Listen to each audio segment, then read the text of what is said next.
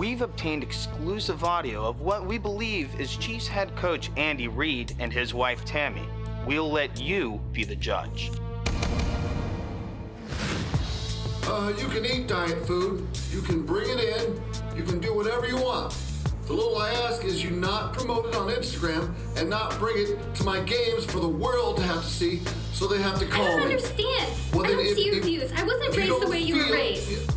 Don't come to my games, don't bring diet food, and don't come. You know that you have a whole team who watches what they eat and plays for you? I support them, and I give them food. I give them McDonald's and Burger King and Arby's. Who gives it to them? Does somebody else give it to them? I don't understand. I'm done talking to you. The box score starts now. I don't know a lot about sports, but I can drink a lot of beer. My motto is simple: C's get degrees. Need a long, inappropriate hug? I'm your man. I think I'm smarter than you, because I probably am. Howard Coward for box score.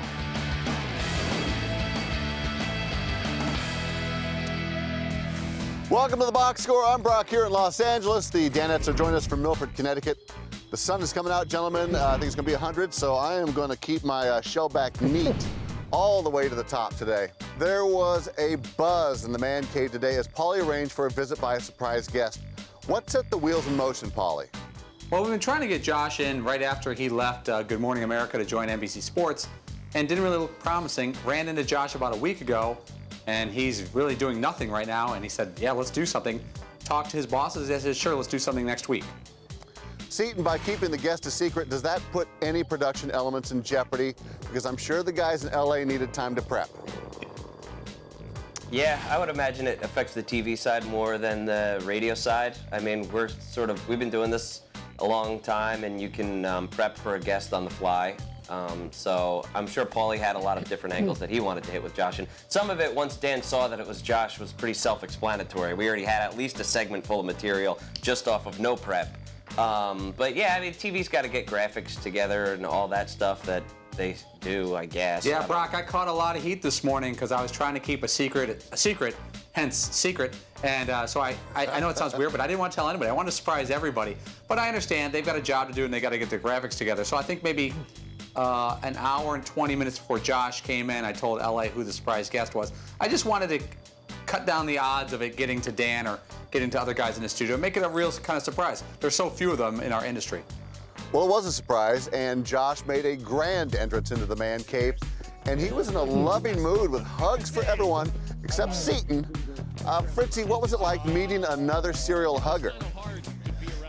Well, I appreciated it. He obviously is someone that seems to be at least a mini connoisseur of the hug, and it's nice to have someone in that embraces you. I've unfortunately hugged a lot of people that either didn't hug me back or became very rigid and uncomfortable with the whole touching thing. Because often I'll hug somebody. You're rigid and comfortable. They're rigid and uncomfortable. There you go. But I've hugged people where like I've never met them before, and they're probably wondering why this person's touching them. But he came right in, arms wide open and very friendly, and I enjoyed embracing Mr. Elliott today. I didn't take any offense to it. I figured it was just because I was sitting at the board, and that's why he couldn't hug me. And later on, I did get a hug or two. So, you know, I'm okay with the make good in a sort of IOU situation.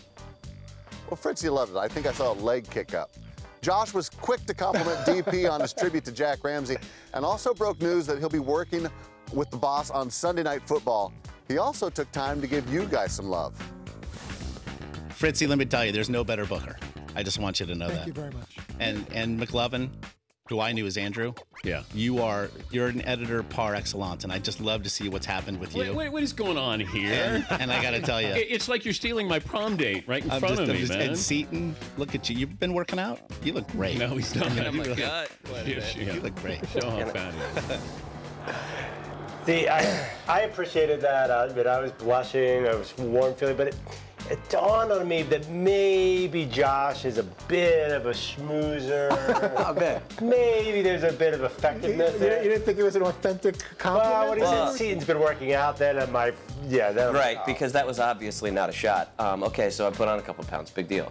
The thing that I always find funny, though, is that, and Dan included, most people have absolutely no idea what it is that I do well. Like Fritzy always check it off. He's the best booker in the biz. There's no doubt about that. Andrew, man, he always puts himself out there. Paulie, no one's better in the chair. Seton, guy, you've been working out? Nobody has any idea what I do here. It may be an issue with my career going forward. Actually, Josh said I was an excellent editor. Not that I put myself out there, whatever that means. Good correction there, as an editor would do. You guys also made sure Josh got the full man cave experience when you invited him to participate in a time-honored tradition, flinch ball. Hand behind back, Josh. There you go.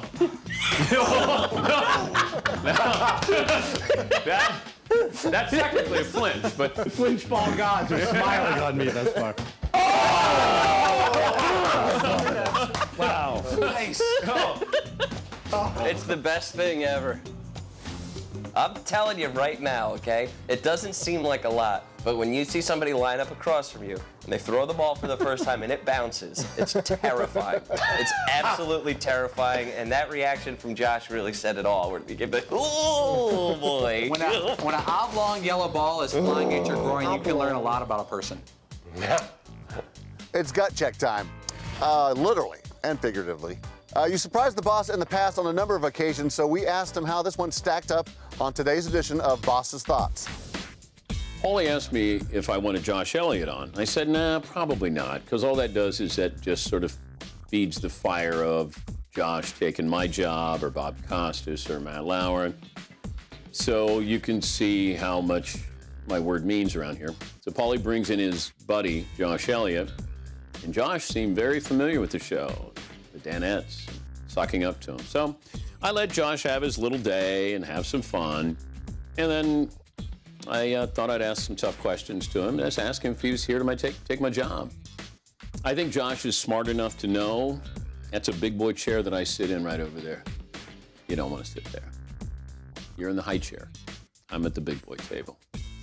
Know your place, Josh.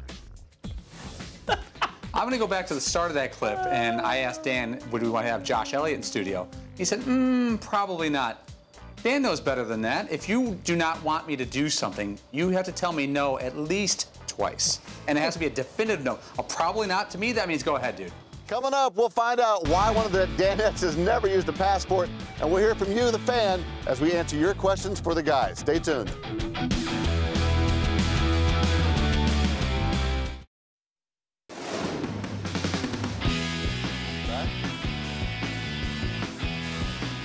Welcome back to the Box Score. Let me tell you guys, it feels like I'm on the beaches of Mexico, laying out here in the sun, except there's no kids selling me chicle and no Corona.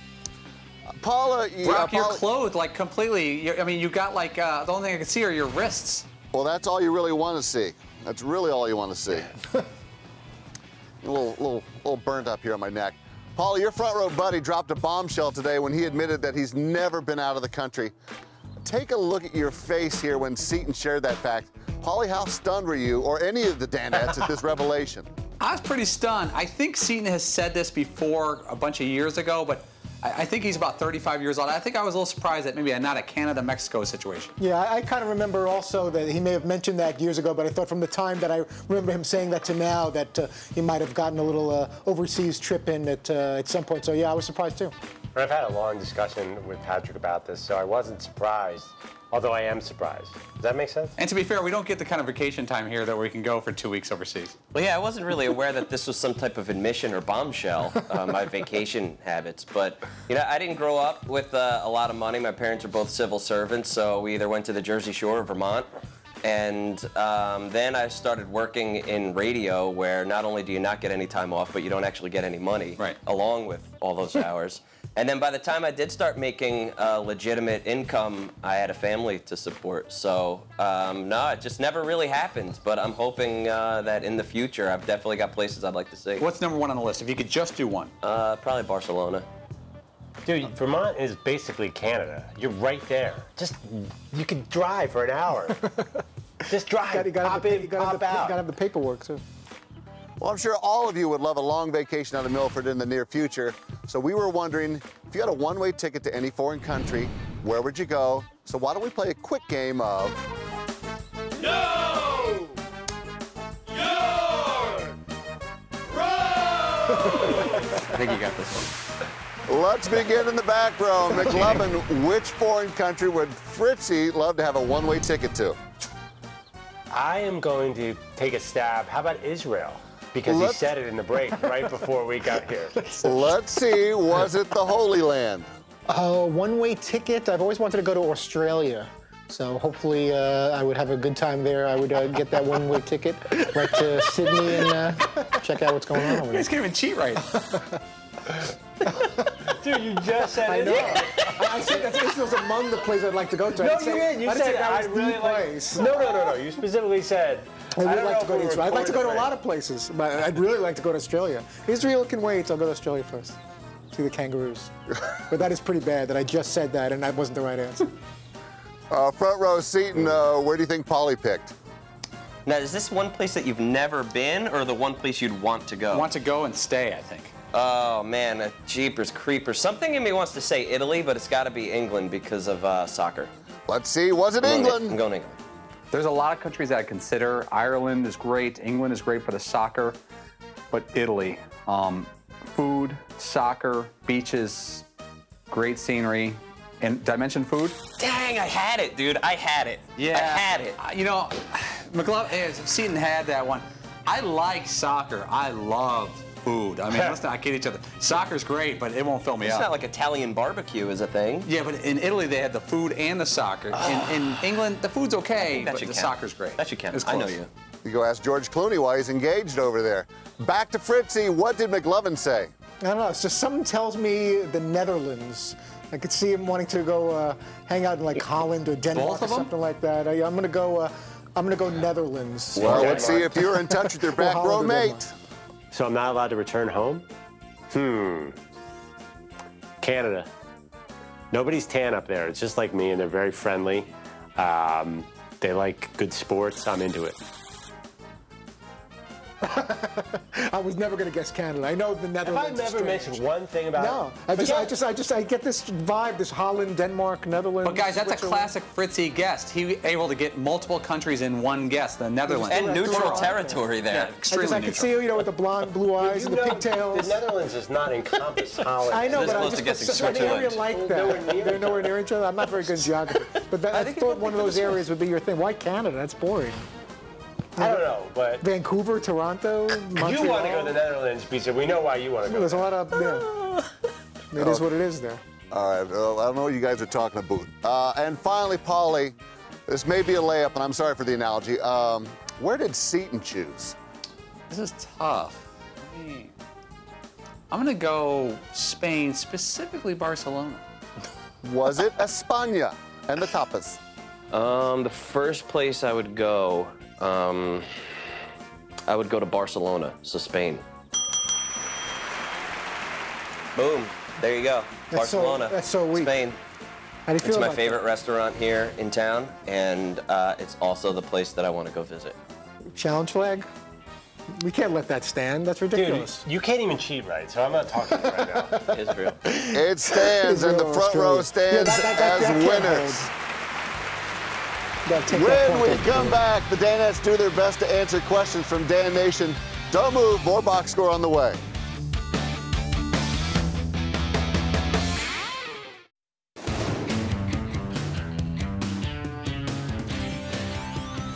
Welcome back to the box score, gentlemen. It's Tuesday here on the show, and every week at this time, we get to hear from Dan Nation as they ask questions via social media. So let's see what they want to know on this edition of Twitter Tuesday. Our first question is from Mike. Polly, Dan kept guessing your secret guess was a supermodel. Were you worried that he'd be let down when it wasn't? Not really. I don't worry. But I was going to give him hints. I gave one hint that he has something in common with Kate Upton. Yeah, I wondered about that. He once made his living was a person who made his living wearing a swimsuit because Josh was a water polo player on scholarship. Oh, I was going to give those hints. When you said there was a connection to Kate Upton, I know I got excited that there may be. You're talking about the great hair too? Is that part of it? Because I know we're all fans of Josh's solid hair on yeah. Good hair. Next tweet is from Dave. Would the show ever consider a Bring Your Wife to Work Day?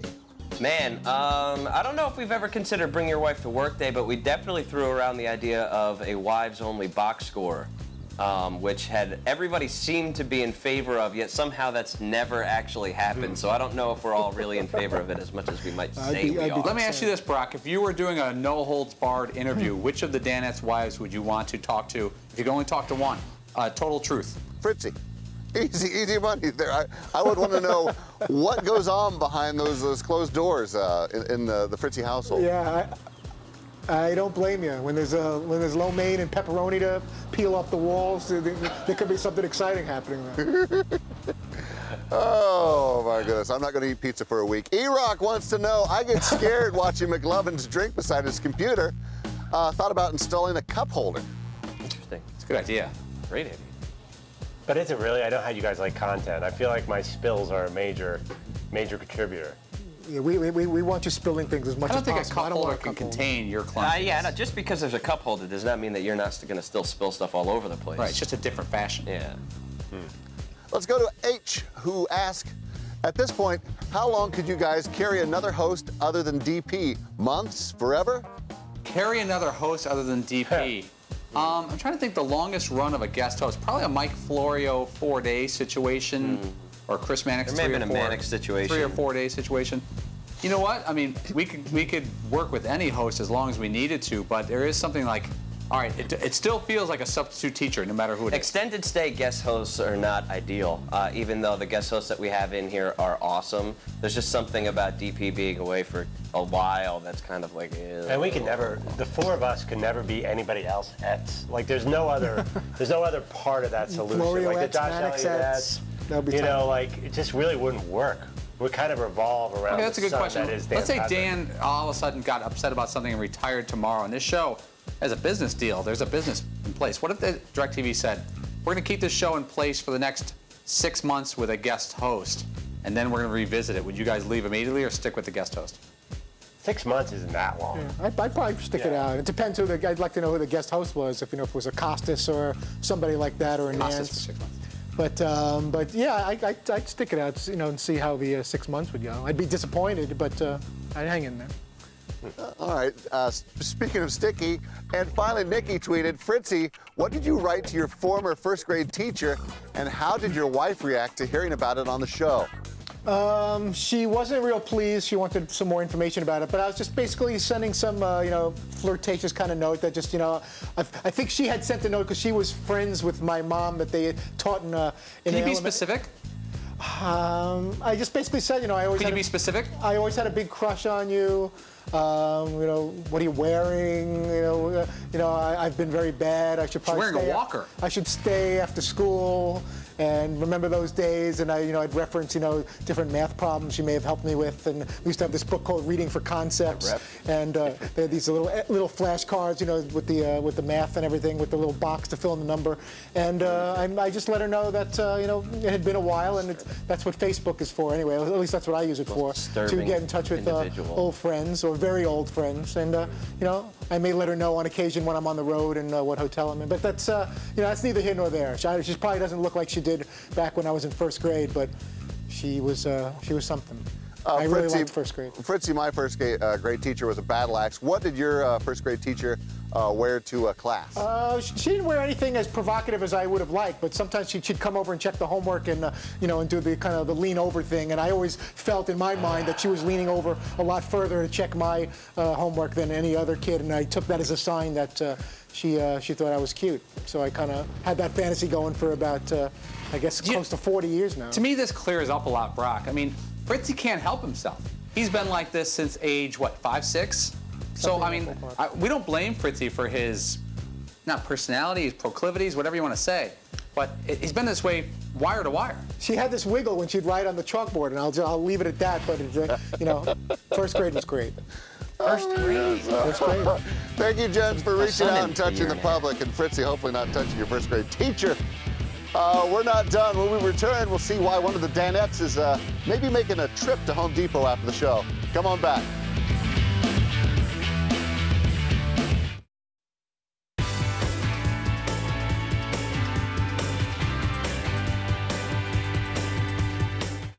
But if I do play, it's going to be magic.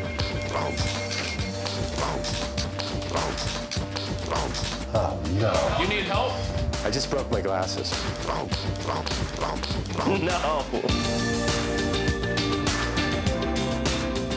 It happened again.